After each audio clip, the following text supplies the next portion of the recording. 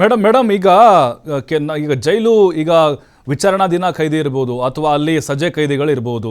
ಈಗ ನಾನು ನನಗೇನೋ ತೊಂದರೆ ಮಾಡಿ ಜೈಲಲ್ಲಿ ಇರ್ತಾರೆ, ಹಾಗಾಗಿ ನಾನು ಪ್ರಭಾವವನ್ನು ಬಳಸಿ ಅಲ್ಲಿ ಅಧಿಕಾರಿಗಳ ಮೇಲೆ ಒತ್ತಡವನ್ನು ಹಾಕಿ ವೈಯಕ್ತಿಕವಾಗಿ ಆ ಖೈದಿ ಮೇಲೆ ಟಾರ್ಗೆಟ್ ಮಾಡಿ ಅವನಿಗೆ ಕಿರುಕುಳ ಕೊಡಿ, ಅವ್ನಿಗೆ ಇಷ್ಟೇ ಊಟ ಕೊಡಿ, ಅವ್ನು ಟಾರ್ಗೆಟ್ ಮಾಡಿ ಅವ್ನು ಸ್ವರ್ಗ ಹೋಗಬೇಕು, ಈ ಥರದ ಅನುಮಾನಗಳು ಮೇಡಮ್ ಈ ಥರ ನಡೀಬೋದಾ? ಸಾಧ್ಯತೆಗಳಿದಾವ? ಇದಾವೆ, ಡೆಫಿನೆಟ್ಲಿ ಅದಾವು. ಯಾಕೆಂತಂದ್ರೆ ಎಲ್ಲಾ ಕಡೆನೂ ಮನುಷ್ಯ ಎಲ್ಲೆಲ್ಲಿ ಸಂಘರ್ಷಕ್ಕೆ ನಿಲ್ತಾರಲ್ಲ, ಅಲ್ಲಿ ವೈಯಕ್ತಿಕ ಯಾವುದೇ ಆಫೀಸರ್ ಆಗ್ಲಿ ಇದು ಎಲ್ಲಾ ಡಿಪಾರ್ಟ್ಮೆಂಟ್ನಾಗೂ ಸಿಗ್ತದೆ. ಅಲ್ಲಿ ಸಡನ್ ಆಗಿ ನನ್ನನ್ನೇ ಎದುರು ಹಾಕೋತೀಯ, ನಿನ್ನನ್ನು ಹೆಂಗ್ ಇರಕ್ ಬಿಡ್ತೀನಿ ನೋಡು ಅಂತ ಹೇಳಿ ಜಿದ್ದಿಗೆ ಬೀಳುವಂತ ಸಾಧ್ಯತೆಗಳು ಅದಾವ. ಈಗ ಈಗ ಪೊಲೀಸ್ ಆಫೀಸರ್ ಅವರು ಸರ್ ಹೇಳಿದ್ರಲ್ಲ, ಲೋಕೇಶ್ ಸರ್, ಆ ತರ ಈ ಒಂದೊಂದು ದಿಂಬು ಒಂದೊಂದು ಚಾದರಕ್ಕೂ ಕೋರ್ಟಿಗೆ ಹೋಗ್ಬೇಕಾದ ಅವಶ್ಯಕತೆ ಇಲ್ಲ ಅಂತ ಅವ್ರು ಹೇಳಿದ್ರು. ಅಲ್ಲೇ ಸಾಲ್ವ್ ಮಾಡ್ಕೋಬಹುದಾಗಿತ್ತು ಅಂತಂದ. ಹಂಗಂತಂದ್ರೆ ಅಲ್ಲೇ ಸಾಲ್ವ್ ಮಾಡ್ಕೋಬಹುದು ಅಂತಂದ್ರೆ ಅಲ್ಲಿ ಆಫೀಸರ್ಗಳ ಜೋಡಿ ಯಾವ ರೀತಿ ಅದೇನಾದ್ರೂ ಒಂದು ಮೆಥಡ್ ಐತಾ ಅಂತ ಕಂಡುಹಿಡಿಬೇಕು. ಇಲ್ಲ ಅಂತಂದ್ರೆ ಅವರಿಬ್ಬರ ನಡುವೆ ಒಂದು ಹೊಂದಾಣಿಕೆ ಸಾಮರಸ್ಯದಿಂದನೇ ಅದು ಮುಗಿತೈತಿ ಅಂದ್ರೂ ಅದು ಓಕೆ. ಆದ್ರೆ ಇಲ್ಲಿ ಮೋಸ್ಟ್ಲಿ ಈ ಎಲ್ಲಾ ಸಣ್ಣ ಇಶ್ಯೂನು ಕೋರ್ಟಿನ ಎದುರಿಗೆ ತರುವ ಮೂಲಕ ಸಿಂಪತಿ ಕ್ರಿಯೇಟ್ ಮಾಡಕ್ ಟ್ರೈ ಮಾಡಿದ್ರು ಅಂತ ಅನಿಸ್ತದೆ. ಅರೆ ದರ್ಶನ್ ಅಂತ ದೊಡ್ಡ ಸ್ಟಾರ್ಗೆ ಇಲ್ಲಿ ಒಂದ್ ದಿಂಬು ಸಿಗಾಕತ್ತಿಲ್ಲ, ಒಂದು ಬ್ಲಾಂಕೆಟು ಸಿಗಾಕತ್ತಿಲ್ಲ. ಪವಿತ್ರ ಗೌಡ ಏನೇ ಮಾಡಿರಬಹುದು, ಅಟ್ಲೀಸ್ಟ್ ಮನೆ ಊಟ ಆದ್ರೂ ತರಿಸ್ಕೊಳಕ್ ಆಕಿಗಂದ ಅವಕಾಶ ಕೊಡ್ಬೇಕಾಗಿತ್ತು.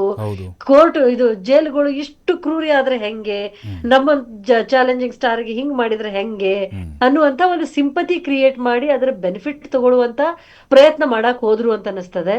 ಮೋಸ್ಟ್ಲಿ ಅದು ಕೆಲವೊಂದ್ಸಲ ನಾವ್ ಏನೇ ಮಾಡಕ್ ಹೋದ್ರು ಕೊಳ್ಳಿಗ್ ಬೀಳ್ತದಂತಾರಲ್ಲ, ಹಂಗ ಆಗಿರಬಹುದು ಬೇರೆ ಬೇರೆ ರೀತಿಯಿಂದ. ಯಾಕಂದ್ರೆ ಪೊಲೀಸ್ ಡಿಪಾರ್ಟ್ಮೆಂಟ್ ಅಂತಂದ್ರೆ ಅವ್ರಿಗೆ ಜಾಸ್ತಿ ಗೊತ್ತಿರ್ತದೆ. ಸರ್ ಹೇಳ್ದಂಗೆ ಮೇ ಬಿ ಅದ್ ಬೇರೆ ಏನಿದೆ ಕಂಡುಹಿಡಿಯಬಹುದು. ಬಟ್ ದರ್ಶನ್ ಹೆಸರಿನೊಳಗೆ ರಾಜ್ಯದ ಜನರಿಗೆ ಜೈಲಿನ ಬಗ್ಗೆ ಬಹಳ ನಾಲೆಜ್ ಅಂತೂ ಸಿಕ್ತು. ಇದನ್ನ ಮಾತ್ರ ಒಪ್ಕೋಬೇಕೀಗ. ನಿಜ. ಮತ್ತೆ ಇನ್ನೊಂದು ಮೇಡಮ್, ಸುಪ್ರೀಂ ಕೋರ್ಟ್ ಆದೇಶ ಏನ್ ಬಂತು, ದರ್ಶನ್ ಅವ್ರದ್ದು ಅದು ಜಾಮೀನು ರದ್ದಾದ ಮೇಲೆ ಅವರಿಗೆ ವಿಶೇಷ ಸೌಲಭ್ಯ ಕೊಟ್ಟಿದ್ದಕ್ಕೆ ಗರಂ ಆಗಿತ್ತು. ಈಗ ಅದನ್ನೇ ಮುಂದಿಟ್ಕೊಂಡು ಕೆಲ ಸಿಬ್ಬಂದಿಗಳು ಅಲ್ಲಿ ಖೈದಿಗಳಿಗೆ ಟಾರ್ಚರ್ ಕೊಡ್ತಿದಾರಂತೆ ಮೇಡಮ್, ಅಂದ್ರೆ ಬೆದರಿಕೆ ಹಾಕ್ತಿದ್ದಾರೆ ಅನ್ನುವಂಥ ಆರೋಪಗಳಿದಾವೆ. ಹೌದು, ಯಾಕೆಂದ್ರೆ ಒಂದ್ ಸಲ ಹೊರಗೆ ಹೋಯ್ತು ಅಂತಂದ್ರೆ ಉಳಿದವ್ರು ಪಾಠ ಕಲೀಲಿ ಅನ್ನೋದು ಪೊಲೀಸರಿಗೂ ಇರ್ತದೆ. ಇಲ್ಲಿ ಸುಧಾರಣಾ ಗೃಹ ಅಂತ ನಾವು ಜೈಲಿಗೆ ಕರೆದ್ರು ಸಹಿತ ಅಲ್ಲಿ ಇರೋರೊಳಗೆ ಅವ್ರನ್ನ ಮ್ಯಾನೇಜ್ ಮಾಡೋದು, ಒಂದು ಸಾವಿರಾರು ಖೈದಿಗಳಿಗೆ ಸಾವಿರಾರು ಪೊಲೀಸರು ಇರಂಗಿಲ್ಲ. ನಮ್ಮಲ್ಲಿ police is to accused ratio ಯಾವತ್ತಿದ್ರು ಕಡಿಮೆನೆ, ಎಲ್ಲದಕ್ಕೂ ರೇಷಿಯೋ ಕಡಿಮೆ ಐತಿ ನಮ್ಮಲ್ಲಿ, ನಮ್ ದೇಶದೊಳಗೆ. ಹಂಗಿದ್ದಾಗ ಅಷ್ಟು ದೊಡ್ಡ ಜೈಲ್ ಒಳಗೆ ಎಷ್ಟೋ ನಟೋರಿಯಸ್ ಖೈದಿಗಳು ಇರ್ತಾರೆ, ಎಷ್ಟೋ ಮಂದಿ ಮುಗ್ಧ ಖೈದಿಗಳು ಇರ್ತಾರೆ. ಅವ್ರನ್ನ ರಕ್ಷಣೆನೂ ಮಾಡ್ಬೇಕು, ನಟೋರಿಯಸ್ ಖೈದಿಗಳನ್ನ ಕಂಟ್ರೋಲ್ದಾಗೂ ಇಟ್ಕೋಬೇಕು. ಇದನ್ನ ಎಲ್ಲಾ ಮಾಡ್ಬೇಕು ಅಂದ್ರೆ ಪೊಲೀಸರು ಅವ್ರಿಗೆ ಬುದ್ಧಿವಾದ ಹೇಳಿ ಮಾಡಕ್ ಆಗಂಗಿಲ್ಲ. ಅಲ್ಲಿ ಕೆಲವೊಂದ್ಸಲ ಕಠಿಣವಾಗಿ ನಡ್ಕೊಳ್ಳೇಬೇಕಾಗ್ತದೆ. ಆ ದರ್ಶನ್ಗಾದ್ರೆ ಅಷ್ಟು ಫೆಸಿಲಿಟಿ ಕೊಟ್ರಿ ನಮ್ಗೆ ಕೊಡ್ಲಿಲ್ಲ, ಅವ್ರಿಗಾದ್ರೆ ಕೊಟ್ರಿ ನನಗೆ ಕೊಡ್ಲಿಲ್ಲ ಅಂತ ಹೇಳಿ ಕೆಲವೊಂದ್ಸಲ ಅವ್ರು ಜೋರಾಗಿ ಗಲಾಟೆ ಮಾಡೋ ಚಾನ್ಸಸ್ ಇರ್ತದೆ. ಇಂಥ ಒಂದು ಗಲಾಟೆಗಳು ಮತ್ತೆ ಮುಂದುವರಿಬಾರ್ದು, ಮತ್ತೆ ಕೋರ್ಟಿಗೆ ಹೋಗ್ಬಾರ್ದು, ಮತ್ತೆ ಈ ತರದ ರಿಸ್ಟ್ರಿಕ್ಷನ್ಸ್ ನಮಗ್ ಬರಬಾರ್ದು. ನಮ್ಮ ಕೆಲಸದೊಳಗೆ ಇವು ಪ್ರತಿಯೊಂದು ಅಡ್ಡ ಕಾಲಾಗಿ ಬರ್ತಾವು ಅನ್ನೋ ಕಾರಣಕ್ಕೆ ಪೊಲೀಸರು ಎಲ್ಲರ ಮೇಲೂ ಒಂದಿಷ್ಟು ದಿನ ಸ್ಟ್ರಿಕ್ಟ್ ಆಗಿ ನಡ್ಕೋತಾರೆ. ಆದ್ರೆ ಉಳಿದವರು ಇದರಿಂದ ಪಾಠ ಕಲೀಲಿ ಅನ್ನುವಂತ ಒಂದು ಉದ್ದೇಶ ಇರ್ತದೆ. ಆದ್ರೆ ಉದ್ದೇಶ ಅದೇ ಆಗಿತ್ತು ಅಂತಂದ್ರೆ ದಟ್ ಈಸ್ ಓಕೆ. ಆದ್ರೆ ಅದು ಬಿಟ್ಟು ಎಲ್ಲರಿಗೂ ಒಂದೇನೋ ಜಿದ್ದಿಗೆ ಬಿದ್ರು ಅಂತಂದ್ರೆ ಅದು ಬೇರೆ. ಆದ್ರೆ ಮ್ಯಾಲ್ ತೋರ್ಸಾಕೆ ನಾವು ಬಹಳ ಕಠಿಣ ಇದೀವಿ ಅಂತ ತೋರಿಸ್ಕೊ ಒಳಗೆ ಏನ್ ಮಾಡ್ಬೇಕು ಅದನ್ನ ಮಾಡ್ಕೊಂಡೇ ಇದ್ರು ಅಂದ್ರೆ ಅದು ಯಾವ ಕೋರ್ಟಿಗೆ ಹೋದ್ರು ಏನು ಉಪಯೋಗ ಇರ್ಲಾರ್ದಂಗೆ. ಇಲ್ಲಿ ಅವಾಗ ಮತ್ತೆ ಇನ್ಸ್ಪೆಕ್ಷನ್ಗಳಾಗ್ಬೇಕು. ಬರೇ ಯಾರೋ ಒಬ್ರು ಅಪೀಲ್ ಹಾಕೊಂಡು ಹೈಕೋರ್ಟ್ ಎದುರಿಗೆ ಬಂದ್ರು ಅದಕ್ಕೆ ಏನೋ ಒಂದಾಯ್ತು ಅಂತ ಆಗ್ಬಾರ್ದು. ಜೈಲಿನ ಮೇಲೇನು ಅವಾಗ ಇನ್ಸ್ಪೆಕ್ಷನ್ಗಳು ಆಗ್ಲೇಬೇಕು. ಸಡನ್ ಆಗಿ ವಿಸಿಟ್ ಕೊಡ್ಬೇಕು ಹೈಯರ್ ಆಫೀಸರ್ಗಳು. ಅಲ್ಲಿ ಮೇನ್ ಖೈದಿಗಳಿಂದನೂ ಒಂದು ಇದು ತಗೋಬೇಕು, ಒಂದು ಒಪಿನಿಯನ್ ತಗೋಬೇಕು, ಎಲ್ಲಿ ಏನ್ ನಡೀತದೆ ಅನ್ನೋದು ಒಳಗಿದ್ದವ್ರಿಗೆ ಗೊತ್ತಿರ್ತದೆ. ಅಲ್ಲಿ ಕೇಳಿ ಅವನ್ನಂತ ಪ್ರಾಬ್ಲಮ್ ಅನ್ನ ಸಮಸ್ಯೆಗಳನ್ನ ಬಗೆಹರಿಸಕ್ ಪ್ರಯತ್ನ ಮಾಡ್ಬೇಕು. ಅಲ್ಲಿ ಸುದ್ದಿ ಕೊಡೋರು ಬೇಕಾದಷ್ಟು ಜನ ಇದ್ದೇ ಇರ್ತಾರೆ. 4 ಮಂದಿಗೆ ಫೆಸಿಲಿಟಿ ಸಿಕ್ಕದೆ ಇನ್ 4 ಮಂದಿಗೆ ಸಿಕ್ಕಿಲ್ಲ ಅಂದ್ರೆ ಕಂಪ್ಲೇಂಟ್ ಹೇಳೋರು ಇದ್ದೇ ಇರ್ತಾರೆ. ಆದ್ರೆ ಪೊಲೀಸ್ ಡಿಪಾರ್ಟ್ಮೆಂಟ್ ಮನಸ್ಸು ಮಾಡಿದ್ರೆ ಅದನ್ನೆಲ್ಲ ಇರಾಡಿಕೇಟ್ ಮಾಡಬಹುದು. ಆದ್ರೆ ಮನಸ್ಸು ಮಾಡೋದೊಂದು ಬಾಕಿ ಇದೆ ಅಷ್ಟೇ. ನಿಜ. ಲೋಕೇಶ್ ಸರ್, ಈಗ ದರ್ಶನ್ ಅವ್ರ ವಿಚಾರಕ್ಕೆ ಬರೋದಾದ್ರೆ ನಾವು ಈಗ ಕೋರ್ಟು ಕೆಲವೊಂದಿಷ್ಟು ಸೂಚನೆಗಳನ್ನು ಕೂಡ ಕೊಟ್ಟಿತ್ತು, ಮತ್ತು ಜೈಲಾಧಿಕಾರಿಗಳಿಗೆ ವರದಿ ಕೊಡಿ ನೀವು ಅಂತ ಹೇಳಿತ್ತು. ಅಂದರೆ ದರ್ಶನ್ ಅವ್ರಿಗೆ ಬೇರೆ ಆಪ್ಷನ್ ಇಲ್ಲ, ಹೇಗಿದೆಯೋ ಹಾಗೆ ರೂಲ್ಸ್ ಪ್ರಕಾರ ಅವರು ಇದ್ಕೊಂಡು ಹೋಗಬೇಕು ಅಷ್ಟೇ, ಎಕ್ಸ್ಟ್ರಾ ಕೇಳಂಗಿಲ್ಲ. ಏನೇ ಕೇಳಿದ್ರು ಕೂಡ ಅವರು ಕೋರ್ಟ್ ಮೊರೆ ಹೋಗ್ತಿದ್ದಾರೆ. ಹಾಗಾಗಿನೇ ಅವ್ರಿಗೆ ಮುಳುವಾಗ್ತಿದೆಯಾ ಅಂತ ಕೋರ್ಟ್ ಮೊರೆ ಹೋಗ್ತಿರೋದ್ರಿಂದಾಗಿ? ಫಸ್ಟ್ ನಾನು ಈಗ ಒಂದು ವಿಚಾರ ಕ್ಲಾರಿಫೈ ಮಾಡ್ತೀನಿ ನಿಮ್ಗೆ. ಅಲ್ಲಿರೋರು ಪೊಲೀಸ್ ಆಫೀಸರ್ಸ್ ಸೀನಿಯರ್ ಲೆವೆಲ್ ಅಲ್ಲಿ ಬಿಟ್ರೆ ಇನ್ನೆಲ್ಲ ಜೈಲ್ ಸಿಬ್ಬಂದಿ ಅವರು, ಪೊಲೀಸ್ ಅಧಿಕಾರಿಗಳು ಯಾರು ಇರೋದಿಲ್ಲ ಅಲ್ಲಿ. ನಿಮ್ಮ ಗಮನಕ್ಕೆ ಫಸ್ಟ್ ಕೊಡ್ತೀನಿ ನಾನು. ಓಕೆ. ಅಲ್ಲಿ ಕಾಕಿ ಬಟ್ಟೆ ಹಾಕಿರೋ ಅದು ಏನಿದ್ದಾರೆ ಅವ್ರು ವಾರ್ಡನ್ಸ್ ಅಂತ, ಜೈಲ್ ವಾರ್ಡನ್ಸ್ ಅಂತ ಅವ್ರಿಗೆ ಕರೀತಾರೆ. ಜೈಲ್ ಸೂಪರ್ಡೆಂಟ್, ಜೈಲ್ ಆಫೀಸರ್ ಅಂತಲೇ ಅವ್ರಿಗೆ ಕರೆಯೋದು. Okay. They are not police officers. Police officer only in the higher level, IGP DGP level ಅಲ್ಲಿ, ಮತ್ತೆ DIG ಲೆವೆಲ್ ಇಂದ ಕೆಳಗಡೆ ಎಲ್ಲ ಜೈಲ್ ಅಥಾರಿಟೀಸ್ ಅವರು, ಪೊಲೀಸ್ ಅಧಿಕಾರಿಗಳಲ್ಲ. ಅದೊಂದು ದೊಡ್ಡ ಕನ್ಫ್ಯೂಷನ್ ಇದೆ ಪಬ್ಲಿಕ್ ಅಲ್ಲಿ. ಪೊಲೀಸ್ ಕಂಟ್ರೋಲ್ ಮಾಡಕ್ಕಾಗಲ್ಲ, ಪೊಲೀಸ್ ಅಲ್ಲ ಅದು. In case of investigation, law and order maintenance ಮಾತ್ರ ಪೊಲೀಸ್ ಅದ್ರೊಳಗೆ ಹೋಗ್ತಾರೆ, ಬಿಟ್ರೆ ಬೇರೆ ಯಾವುದೇ ಕಾರಣಕ್ಕೂ ಅಲ್ಲಿ ಹೋಗೋದಿಲ್ಲ. ಅದು ಅವ್ರಿಗೆ ಸಂಬಂಧ ಇಲ್ಲ. ಅದಕ್ಕೆ ಜೈಲ್ ಅಥಾರಿಟೀಸ್ ನೋಡ್ಕೋಬೇಕು ಅವರು.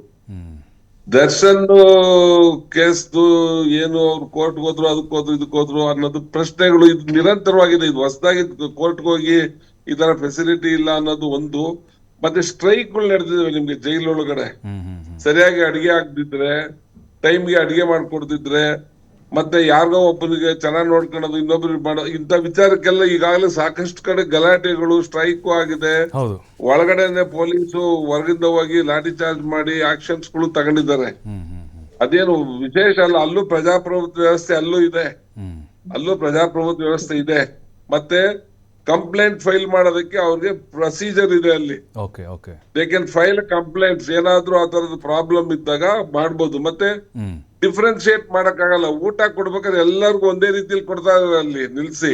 ಸರ್, ಏನು ವಿನಾಯಿತಿ ಇರಲ್ವಾ ಸರ್ ಇಲ್ಲಿ? ಯಾಕಂದ್ರೆ ಪವಿತ್ರಗೌಡ ಬರ್ತ್ಡೇ ಇದ್ದಾಗೂ ಕೂಡ ಕೇಕ್ ಕಟ್ ಮಾಡೋದಲ್ಲ, ಅವ್ರಿಗೆ ಮನೆಯೊಂದು ಏನೋ ಸ್ಪೆಷಲ್ ಊಟ ಬೇಂತ ಪಾಪ ಕಣ್ಣೀರ್ ಹಾಕೊಂಡು ಹೋದ್ರಂತೆ ಸರ್. ಇಂಥ ವಿನಾಯಿತಿ ಇರೋದಿಲ್ವಾ ಸರ್? ಕೊನೆಯದಾಗಿ ನೋಡಿ, ನೀವು ಅಲ್ಲಿ ಪೊಲೀಸ್ ಸ್ಟೇಷನ್ ಲಾಕಪ್ ಒಳಗಡೆ ಮತ್ತೆ ಪ್ರಿಸನ್ ಒಳಗಡೆ ಕರುಣೆ ತೋರಿಸುವಂತ ವ್ಯಕ್ತಿಗಳೇನ್ ಇರೋದಿಲ್ಲ. ದಯಮಾಡಿ ಸ್ವಲ್ಪ ಆ ಮಾನವೀಯತೆ ಅದು ಇದು ಅನ್ನೋದು ವಿಚಾರಗಳನ್ನ ಸ್ವಲ್ಪ ಕಂಟ್ರೋಲ್ ಮಾಡಿ ಈ ವಿಚಾರಗಳಲ್ಲಿ ಹೇಳ್ಬೇಕಾದ್ರೆ. ಯಾಕೆಂದ್ರೆ ಅಲ್ಲಿ ಎಷ್ಟೋ ಜನಕ್ಕೆ ಪ್ರಾಣ ತೆಗೆದಿರೋರು, ರೇಪ್ ಮಾಡಿರೋರು, ಡಕಾಯಿತಿ ಮಾಡಿರೋರು, ಈ ತರದ ವರ್ಗಗಳು ಇರ್ತಾರಲ್ಲಿ.